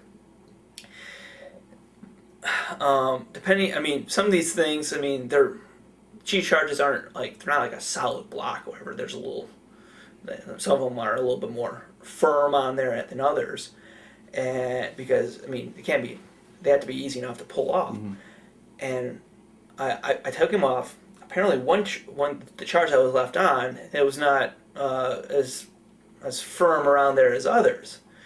When I handed it to the guy, I'm making this clear, it was on the round or whatever. But our AG, he's this giant 6'6", 260, 300-pound guy, and he loves his job, and he's just swinging those rounds up there and just dropping them. He's gonna have a good time. And he takes this round, and we're just getting down with our fire for effect of about 5 rounds, just quick off in a row like that. I think it was the last round. I hand it to him. He takes it up. He flings it up and drops whatever. But when he flung it up, the charge flew off, hits my my squad leader, who's putting the information in the computer, in the face, and drops the round. And as soon as that happens, our squad leader holds up the charge, dude, this flew off. oh shit. Because we know, I mean, we're shooting over the entire FOB on charge 1, and that charge just flew off. So when we immediately just kind of look over and it's like, oh, come on, just make it over the FOB. And like, the charge lands and everything, like, the round lands, and we're all the way on the other side. We see the dust from the dirt like come up and everything. We can't tell whatever if it's inside or outside the FOB, and we immediately start like hearing on the radio or whatever, like it's like, hey, we just had a round land inside the FOB. It didn't. It landed right outside. But either way, we're hearing this on the radio, like, oh my God, we're going to jail, stuff like that. And then there's, I mean, none of us are saying this, but I know personally, I'm thinking like, oh my God, what if we killed someone, or what if we, I mean, it's like Afghan, or especially what if it's an American? I mean, how do you live with that? Or we're freaking out, and eventually, like, the battalion commander, sergeant major, come down to do like a little investigation, and at first, like, we kind of have a little issue of like we had the wrong, like, one of the rounds when we first took it out of the tube, it was already missing some charges. So and like the original ammo bearer, as soon, like, there was before that original ammo bearer, who was first prepping the rounds, he was doing all this, and he made note of that. However, I wasn't doing the ammo bearing at that point in time, but halfway through the shoot, he had to go to catch a flight somewhere. So initially, when we did the crown, we ended up like coming up short on cheese charges, and they're just like, it's kind of like, what the hell's going on here, or whatever. It's like we're hiding something, and but then we're like, oh, remember that first round where it didn't like have all the charges on there, and it's like, okay, so we get the charge, we get the numbers right, and we explain to them that this is what happened. It just naturally loose, it came off. Shit happens, and I'm like, they're like, okay, we understand. But even still, like, the sergeant major, he took us all out to by where the round landed. Apparently, it landed right outside a watchtower or whatever, where during the day are manned by like Afghan security forces, and we had to go in, kind of like apologize to the Afghans in there, and like you can see luckily the guard tower, it had bulletproof glass, and so you can see that some shrapnel had hit it, and like up above the top where it's wood, like you can see where a couple like things go in. So we're like, oh. And it was bad because like my squad leader, he's kind of he was like one of the guys who first kind of was coming up with us. Like, he was one of the privates who came in right before me. He got promoted. Once again, kind of we had a need for NCOs to fill some ranks, and he got promoted. But problem is, he is this guy that kind of has this natural, like, sarcastic, like, kind of grin on his face. So we go in and we apologize to the Afghans, and they like, sorry, man. And he just has this big, like, grin on his face the whole time, and these guys are just glaring at us. Yeah, that was awkward, but yeah, that was our first deployment, and we rotated back, I guess. All right. As you get close to the end of it, I mean, do you have a scheduled departure date, or do you know approximately, and does anything change before you go? Well, I mean, you have a general idea. It's like, we'll be leaving in July or whatever, which, I mean, you could automatically kind of figure out because you know that deployments are a year long at this point in time, so okay. And as you get closer to it, like, they actually start making up checklists of what flight you're on. And I mean, naturally, they don't just pull the whole unit out all at once. Wherever there's a new slowly the old unit goes in as you slowly go out, and eventually you get word that what chalk number you are on, and eventually your numbers comes up, and you drag all your stuff out to the airfield, get on a helicopter, fly back to CAF, wait there for a couple weeks or something, then catch it back, fly back to Manus, wait a little bit there, and catch a flight back home. All right. Now, when you get back to the States, do they do any kind of sort of debriefing or other kinds of things to help you adjust to being back home again, or do you just get sent home? Well, we had to, like, in process. I think we had to do some more paperwork, do some medical screenings, and do do my hearing test again. At one point in time, I firing mortars, 60 millimeter mortars, for this particular one where I fired and I had my earplugs in at the time, and it like blew out my hearing, and I couldn't hear for about 3 weeks really, or they slowly came back. But I mean, at least for a week and a half, all I heard was and everything. Yeah, I thought I might have lost my hearing at that point, and now I still do have like some hearing loss and tinnitus and everything. And the VA gives me a little bit of money for that, so I think it's worth it. But yeah, you do some of the screens. I think at one point in time, one of the stations you go through, like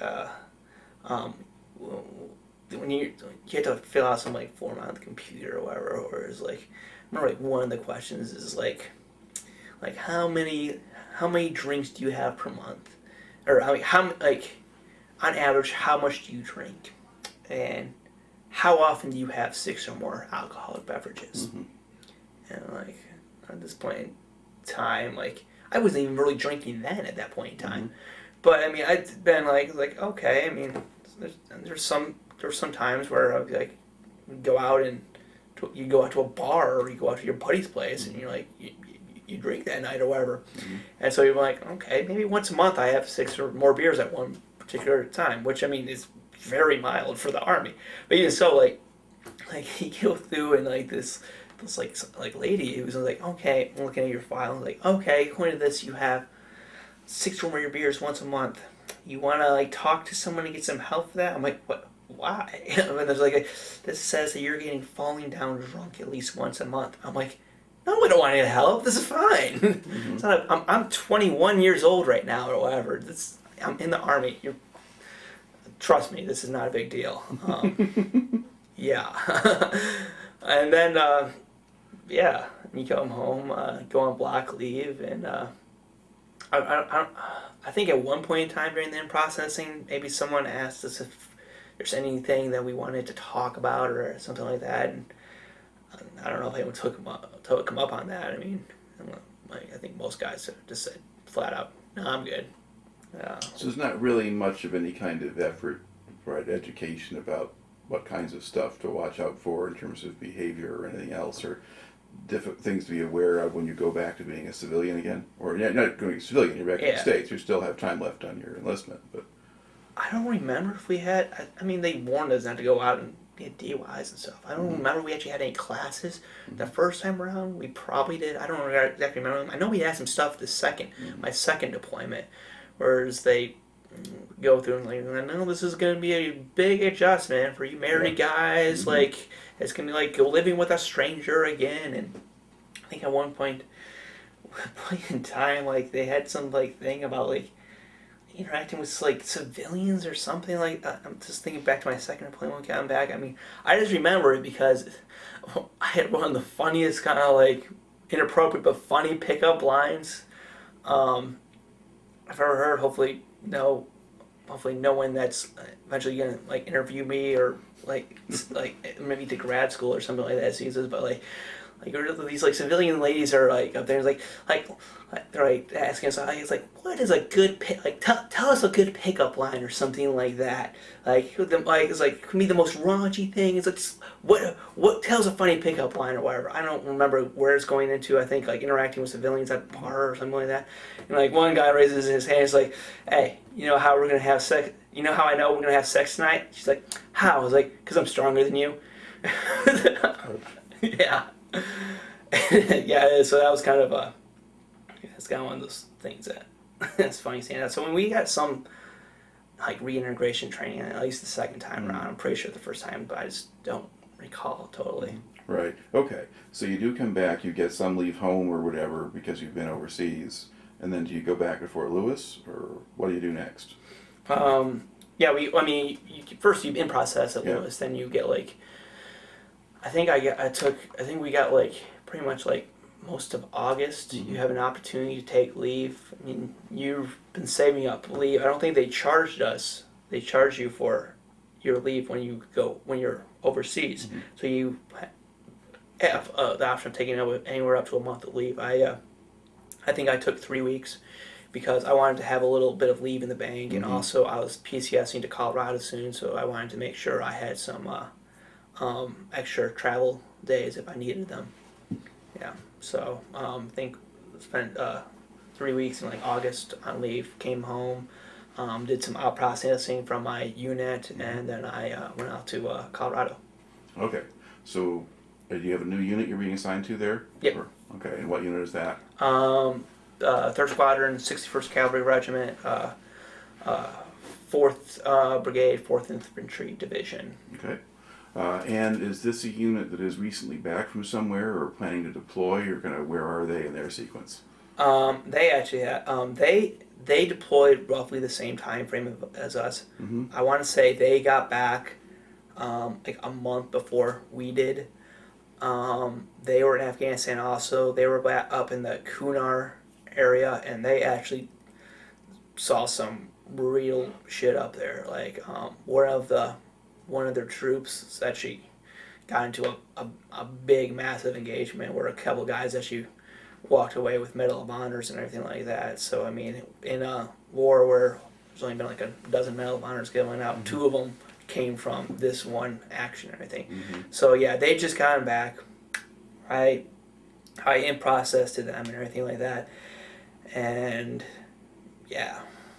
Now, why were you changing units? Was that a standard procedure, or did you request a move, or? No, when I was deployed, I originally, when I enlisted for 3 years. When I was deployed, I said earlier, I absolutely loved my platoon and everything like that. I mean, despite the way that the cast outs treated us in our shitty unit, I absolutely loved it. I enjoyed my job and everything like that, the people I worked with, so I wanted to re-enlist.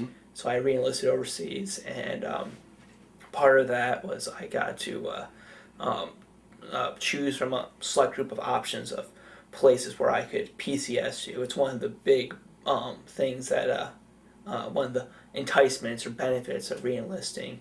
I don't know if it's still the case, but you get some choice of where you get to go. Not every single place. It's depending on what units need troops and what units don't. And you said PCS too. What does that? Oh, PCS. Oh gosh, what does it stand for? I don't remember what the actual acronym stands for, but it's when you move from one unit to another. Okay. And yeah, I remember I had a choice between my choice between several areas, but it came down to between Hawaii or Colorado. I heard good things about Colorado. People loved it. I mean, Hawaii, of course, it's Hawaii. So, I mean, that's also the thing. But problem is that I had been living in Washington for a few years. Whereas if you've ever been to Washington, especially the Fort Lewis area, you know that 9 months out of those years, it is raining and you don't see the sun. So, and then I go to Afghanistan, where it is hot all year round, except for like December, where it gets down to like 50, 60 degrees, whatever. I mean, minimum. So at this point in time, I'm like, you know what, gosh, Hawaii sounds nice, but I grew up in Michigan. I want seasons and everything like that. I want a summer, a winter, and everything like that. I was an idiot, but so I could have gone to Hawaii, but I chose Colorado. Yeah. Was it not an option to stay with your original unit? Oh, it was definitely an option, but I mean, at this point in time, I was thinking, I want to stay in for 20 years or whatever like that. And from what talking to like my NCOs and everything like that, you need to move around at least a little bit and everything, like get different experiences or whatever. Not just not just like stick with just strikers or whatever. You should go to like mech, light infantry, airborne or whatever. I mean, kind of stuff like that. Show that you've moved around, and also, I mean, I kind of want to. I mean, you want to experience different things and everything like that, and get away from Washington. Whereas, I mean, apparently, everyone wants to go to Fort Lewis until you actually get to Fort Lewis. At least if you're an infantry guy or someone who actually has to work out outside quite a bit. Whereas I don't know, if you're an office person, I guess it's great because I mean it is absolutely beautiful lots of the time, but it rains so much, and if you're working outside, that's not great. All right. Yeah. So you're going to Colorado now. This is a unit that's got a lot of people now who are themselves veterans who've been over deployed and back. How do they treat you coming in? Do they pay attention to whether or not you've been anywhere, or? Yeah, I mean, they're kind of you're not viewed as a private at the point in time. Yeah. They see that you're a specialist. They see that you have a CIB, a combat patch on your shoulder. They give you some credit or whatever. I mean, most of them, you have specialists that are in a similar situation, whereas they have experience and whatever. They know they're not a day one guy, and even the NCOs, like the E5s, whatever, they that they were just recently specialists themselves, and they show you quite a bit of respect. Even the higher up NCOs, they expect you that you know stuff, and there's no real reason to haze you and everything like that. So when we first got into the unit, when you get back from deployment, no one really wants to do anything. No one, higher ups or anyone, because you just spent your whole year. You don't have a deployment on the horizon, so things are still slow. You're still waiting for all your gear to get back, which takes a few months. So not a lot of need to immediately jump into things. So a lot of the time you skip PT, and even when we did do PT, all of our E6s and aboves in our platoon, in the mortar platoon, which was consolidated into the headquarters troop of our squadron, all the E6 and aboves were were broken in some way, which by the time you get kind of higher up, lots of guys end up having some kind of leg, knee, back problem. They are limited in PT in some different way. And so they're not doing PT, so they just delegate it to the E5s or whatever. But everyone's just in this platoon is really lax and everything, and they just got back from deployment. So they're like, okay, go do PT. After that, we'd walk off behind some barracks to and do our stretching, stretch for 15 minutes or whatever, and we just go back to our barracks room for the rest of PT.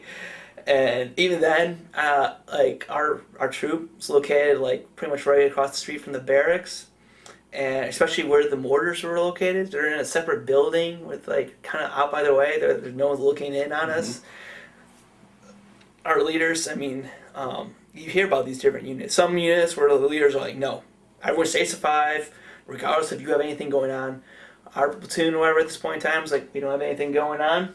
Why the hell are we just going to sit here and have you guys do nothing at this point in time? If we have a class plan, and we can pull the mortars out of the arms room, or we can get our hands on some maps, whatever, we can do some training.